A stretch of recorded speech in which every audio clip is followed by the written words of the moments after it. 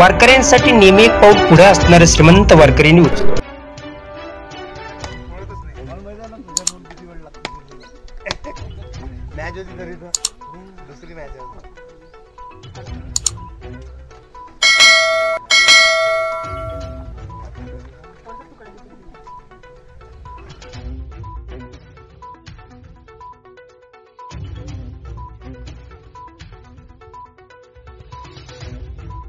नमस्कार, आपका नाम? नमस्कार, मेरा नाम है अजय देवदास देशमुख, श्री राम कॉलोनी, अकोली रोड, अमरावती। बहुत दिनों से हमारे यहाँ का जो एरिया का रोड था, आज मेरे को खुद को रहने के लिए 5 या 6 साल हो गए, लेकिन यहाँ की जो रोड थे तो बहुत ख़राब थे। नाली की हालत बहुत ख़राब थी यहाँ की, रहते हुए यहाँ गाड़ी बराबर जा नहीं सकते थे।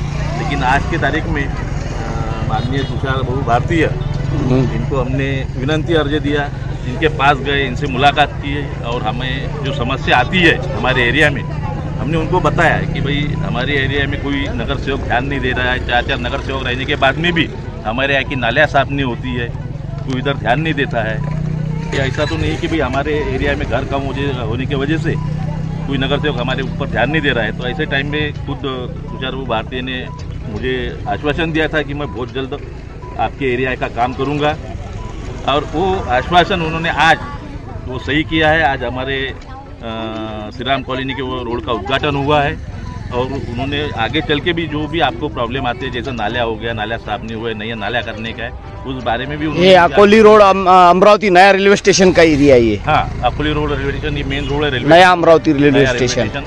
यहाँ पे सबसे बड़ा प्रॉब्लम है ये दारू की जो दुकान है। हाँ, अब इससे यहाँ के एरिया के लोग बहुत परेशान है। अभी तुषार बाबू को, और इससे क्या हो रहा है, इस एरिया में कोई प्लाट लेने के नहीं ले रहे लोग। आमदार खासदार जो है यहाँ के बंडेरा के, मैं और नगर सेवक भी जो साई नगर के, उनको हमारी विनंती है कि यहाँ से जो मॉर्निंग वॉक को, यहाँ के जो प्रतिनिधि है अमरावती के जितने भी है, नगर सेवक हो गए, आमदार हो गए, खासदार हो गए, और जो भी प्रतिनिधि है महानगर पालिका कांग्रेस के है, प्रहार के है, और इनको सभी को तुम्हारी विनंती है। विनंती है क्योंकि यहाँ मॉर्निंग वॉक में सवेरे शाम औरतें जाती है, लेकिन यहाँ देसी दारू की दुकान होने के कारण यहाँ औरतों को बहुत तकलीफ जाती है, क्योंकि दारू आने के बाद उनको तकलीफ जाती है। और यहाँ पे मॉर्निंग वॉक पूरा रेलवे स्टेशन। हमारा इतना ही कहना है कि यहाँ से देसी दारू का दुकान हटाए, जिसके वजह से किसी को तकलीफ न आहे।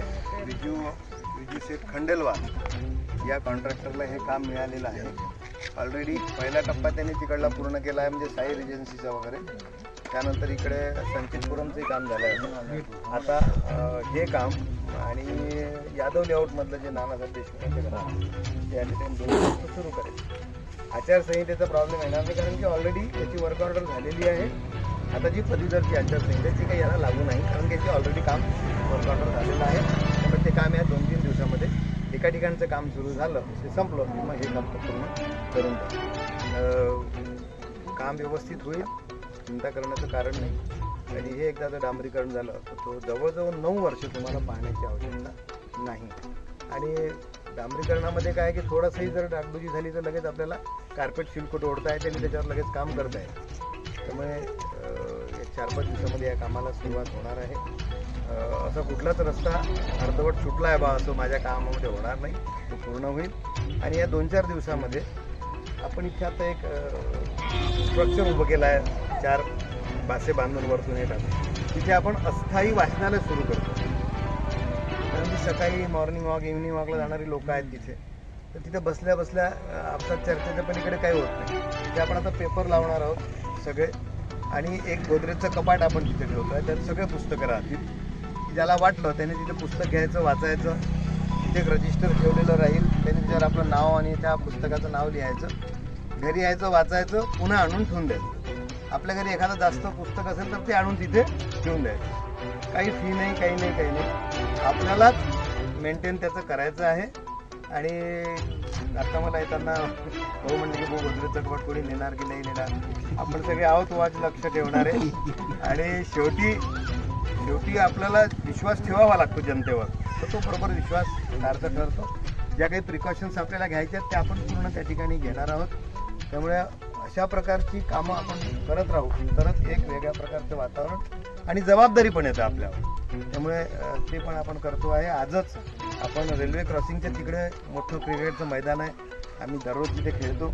आता तिथे ओपन जिम पण आपण लावलेलं आहे. सकाळी 5 वाजतापासून महिला, तरुण, ज्येष्ठ नागरिक तिथे येत असतात. आपण पण त्याचा लाभ घेऊ शकता सकाळी येऊन रेल्वे क्रॉसिंग करून. आणि तिथे आता एक 40 बाय 50 फुटाचा ओटा पण आपण बनवणार आहोत. तिथे योगा प्राणायाम करायसाठी आणि मुद्राचे वेगवेगळ्या प्रकारचे जे मुद्रा आहेत त्या पण आपण डिस्प्ले करणार आहोत, की जेणेकरून आपल्याला तिथे बसून मुद्रा करता येईल. या परिसरामध्ये एक चांगल्या प्रकारचं क्रीडा संदर्भातलं एक वातावरण आपण या भागामध्ये करतो आहे. 9.5 एकरची जागा आपण ती आता म्हाडाकडून कॉर्पोरेशनकडे हँडओव्हर करतो आहे आणि तिथे क्रीडा अकॅडमी आपण करणार आहोत. त्या क्रीडा अकॅडमीमध्ये swimming tank, badminton, indoor stadium, क्रिकेटचं मैदान, जिम्नॅस्टिक आणि जवळजवळ 500 मीटरचा वॉकिंग ट्रॅक आणि जॉगिंग ट्रॅक हे सगळं आपण तिथे करतो आहे. ती अंतिम स्टेजमध्ये आहे. हँडओव्हर आपल्याकडे झाल्याबरोबर आपण खेलो इंडियातून म्हणजे केंद्र सरकारने या संदर्भात माननीय नितीन गडकरी झाला आहे 100 करोडचा प्रोजेक्ट आपण या ठिकाणी करणार आहोत. केवळ रस्ते, नाल्या हे तर होणारच आहे, त्यासाठी निधी पण असतो. पण असं आउटस्टँडिंग एखादं काम जर केलं तर साहजिकपणे त्या भागातल्या लोकांना त्याचा येतो. एकच फक्त डाग आहे ते म्हणजे देशी दारूची दुकान. त्याच्यावर मी काम करतो आहे. आपण चिंता करण्याचं कारण नाही. लवकरच त्या संदर्भात आपल्याला लवकर रिझल्ट मिळावा. कारण की मग ते मतदान आहे, उभी बाटली, आडवी बाटली, त्याचा पण आपण विचार करतो आहे. कलेक्टरांशी या संदर्भात माझं बोलणं झालेलं आहे आणि सायमल्टेनियसली एक केस आपण कोर्टात करणार आणि ह्या दोन्ही गोष्टी आपण करणार आहोत. माझं पूर्ण लक्ष आहे, चिंता करण्याचं कारण नाही. आम्ही सगळे टीम वर्कनी काम करतो. चेतन भाऊ महापौर होते, शेवटच्या टप्प्यात जवळजवळ 1.5-2 करोडची कामं आपण मंजूर करून घेतली. जाता आम्हाला असं वाटलं की लगेच निवडणुका येतील, पण आता निवडणुका लांबतात आहे. आता केव्हा होईल माहीत नाही. खूप जणांना असं वाटते भूमिपूजनाला तर निवडणूक होते वाटते, पण असं नाही. मी निवडणुकीसाठी काम नाही करत, कारण की मला छंद आहे, तो मला आनंद आहे त्याचं काम करण्यामध्ये. तर हे काम होणार आहे. त्याचबरोबरीने पुन्हा एकदा माझी विनंती आहेच, आता जानेवारी महिना आहे. 26 जानेवारीला प्रत्येकाने झेंडावंदन केलं पाहिजे असा माझा नेहमी आग्रह असतो. जे शासकीय कर्मचारी आहेत ते जाऊन झेंडावंदन करतात, पण ज्या गृहिणी आहेत त्यांना विचारलं तर बस शाळा सोडल्यानंतर आम्ही काही झेंडावंदन केलं नाही असं. आणि मग माझी सगळ्यांना विनंती आहे की 9:15 वाजता गुरुकुल व्यायामशाळेवर आपण झेंडावंदन करत असतो. आपण सगळ्यांनी या राष्ट्रीय उत्सवामध्ये सहभागी व्हावं. आपण सगळ्यांनी त्या ठिकाणी जावं. आपण सगळे सकाळच्या वेळी या ठिकाणी आलात. पौषातला रविवार आहे, रोडगे की जेवायला जायचं असेल किंवा घरी मेन लाईनला उभे राहते आणि लोक चढताना त्यांना त्रास होतो, तर त्याचा काही पाठपुरावा करायला पाहिजे. हे दोघाताईंना घेऊन जा, हे घेऊन जा, हे घ्या ताई, ते घ्या ताई. आपल्याच घरचे लोक आहे, परिवारातले आहे. तो जो प्लॅटफॉर्मचा विषय आहे ना, त्या प्लॅटफॉर्मच्या विषयाच्या संदर्भामध्ये पत्रव्यवहार झाला आहे आणि माझ्या माहितीनुसार जवळजवळ सँक्शन होण्याच्या स्थितीमध्ये आहे. तो प्लॅटफॉर्ममुळे जवळजवळ 7-8 गाड्या ज्या सुरू व्हायच्या त्या सुरू झाल्या नाही, पण ते लवकरच होतील आणि एक मोठं काम आणि मोठं जंक्शन याच ठिकाणी येणार. आणि जे रेल्वे स्टेशन आहे इकडचं सौंदर्यीकरण पूर्ण खतम झालेलं आहे 10 वर्षापासून. तिथं सगळे झाडं आडवे तिडवे वाढले. रेल्वेचं काम आहे ते. त्याच्याबद्दल आपल्याला आमदार खासदारातर्फे आपण देऊ शकतो. खासदारातर्फे खरं पाहिलं तर ते करायला पाहिजे, कारण की हा अमरावतीचे नवनीत राणाजी आहे, सेंट्रलचा तो विषय आहे. आमदार रवी राणा आहे तुमचे, आणि बीजेपीचे जेवढे तुमचे कार्यकर्ते आहे समजा, जो विषय आहे साईनगर विभागातले जे लोक आहे यांचं तिथं रोज मॉर्निंग वॉकसाठी सेंटर झालं. ती जी जागा आहे ती रेल्वेची जागा आहे आणि रेल्वेच्या जागेमध्ये रेल्वे शिवाय दुसरं कुठलंही काम, तर त्यांना आपण आपल्याला हे देऊ शकतो. आपण रेल्वेला आपण पत्रावर ऑलरेडी केला आहे. सौंदर्यीकरण जर केलं तुम्ही तर इकडचे जे मॉर्निंग वॉकवाले तिथं जाते तर त्यांना तेवढं स्पेस भेटते तिथे. ते करणार आहे आपण. आणि तो जो रस्ता आहे म्हणजे रेल्वे स्टेशन पासून तर साईनगरकडे जाणारा, तो पण रस्ता रेल्वेच्या अंतर्गत आहे. या संदर्भातलं पण पत्रव्यवहार आपण रेल्वेला केलेला आहे. कारण असं आहे की रेल्वेच्या अखत्यारीत आपलं पाणी जरी केलं तरी रेल्वे नोटीस देते. नाही तर आता त्या संदर्भातला पाठपुरावा माननीय बोंडे साहेब जे आहेत आपले राज्यसभेचे सदस्य, यांच्याशी माझी या संदर्भात अनिल बोंडे झाला आहे. अनिल बोंडे साहेब चला, खूप खूप धन्यवाद. थँक्स. नंतर थोडंसं या सगळ्या सिस्टीममध्ये लिथार्जी आली आहे.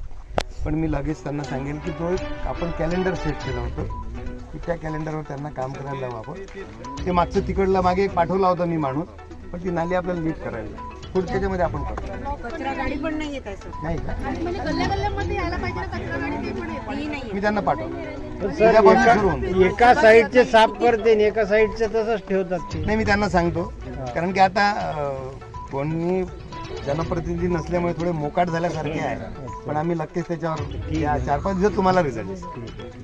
तुषार भाऊ चे उद्घाटन माननीय तुषार भाऊ भारतीय यांनी केले आणि पुढे सुद्धा आपल्या एरियातील कामासंदर्भात त्यांनी प्लॅनिंग केलेली आहे की कुठे काय होणार आहे काय नाही. बरेच नगरसेवक आपण पाहतो की ज्यावेळेस उद्घाटन राहते त्यावेळेस तामझाम कपडे कपडे, पण पहिले नगरसेवक आहे की जे मॉर्निंग वॉकले जाताना उद्घाटन केलेलं आहे. मी आजपर्यंत असे नगरसेवक नाही बघितले आहे. तर पुन्हा त्यांना सुद्धा श्रीराम कॉलनी इथे राहणाऱ्या नागरिकाकडून मी त्यांचे आभार मानतो. धन्यवाद. थँक्यू.